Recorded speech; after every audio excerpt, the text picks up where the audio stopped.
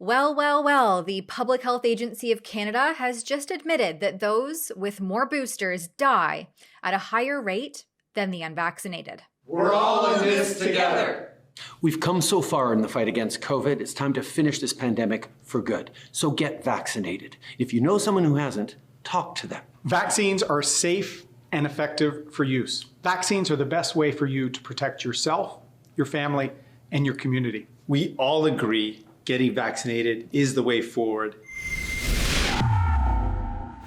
Before Parliament took a summer recess, Conservative MP Cathy Wagenall for Yorkton Melville in Saskatchewan tabled a question to Parliament requesting clarification on delays in reporting excess mortality data by Statistics Canada, the approval and investigation processes for this data, communication with health authorities and the Prime Minister's office, discrepancies in mortality statistics, the handling of COVID-19 death counts by vaccination status, and directives from the Privy Council office regarding this reporting. While many of her questions went entirely unanswered, the Public Health Agency of Canada did confirm that those with more COVID-19 shots were dying in higher numbers than those without, but says not to confuse this with the fact that more people were getting vaccinated, which they say skewed the data.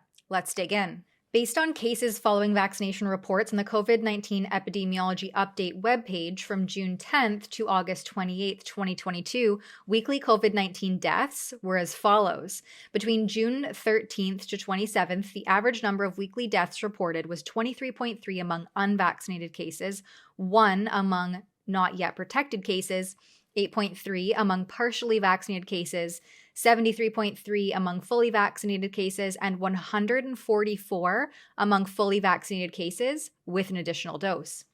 Between July 4th to 18th, the average number of weekly deaths reported was 13 among unvaccinated cases, 23.5 among fully vaccinated cases, 63 among fully vaccinated cases with an additional dose, and 20 among fully vaccinated with 2 or more additional doses. Between July 25th to August 29th, the average number of weekly deaths reported was 28.7 among unvaccinated cases, 7 among cases with primary series completed, 109.3 among cases with primary series completed and 1 additional dose, and 46.3 among cases with a primary series completed and 2 or more additional doses. That's upwards of 3 to 5-fold differences between the unvaccinated and those having either 2 or more shots across all date categories. The Public Health Agency of Canada confirms this in their order paper question response.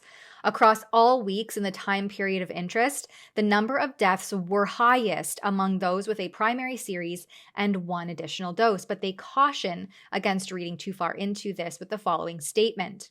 Interpret the numbers provided with the following considerations and data caveats. Please note that these are crude numbers and do not account for the number of people in each vaccination status category. During the time frame of interest, those with a primary series and 1 additional dose were the largest vaccine status group in the Canadian population. They say that's approximately 50% of the population. As such, although the crude numbers of deaths are highest among this group, the rate of death among those with a primary series and 1 additional dose are low in comparison to those who are unvaccinated.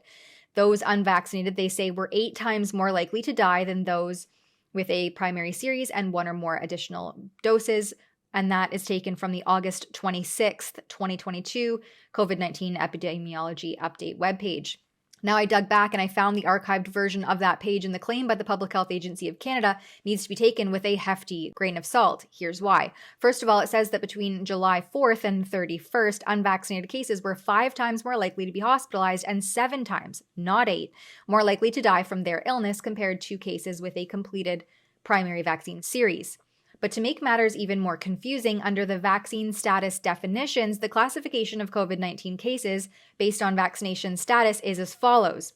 Unvaccinated cases are those who were unvaccinated at the time of their infection, and cases not yet protected from vaccination were classified as those whose episode date occurred less than 14 days after their first dose of the vaccine. As you saw, after that first date category reporting, those were simply lumped in with the unvaccinated category. So if you were within your first 2 weeks after your first shot, you were marked as unvaccinated.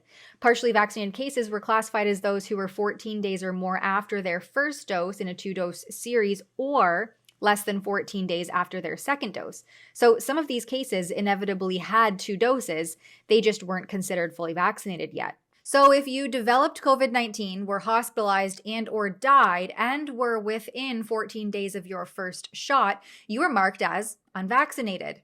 It's crucial to scrutinize these figures closely since the classification of COVID-19 cases includes those categorized as not yet protected, meaning individuals who were within that 14-day span of their first vaccine dose were considered, again, unvaccinated. This grouping can significantly distort the perception of vaccine efficacy and mortality risk.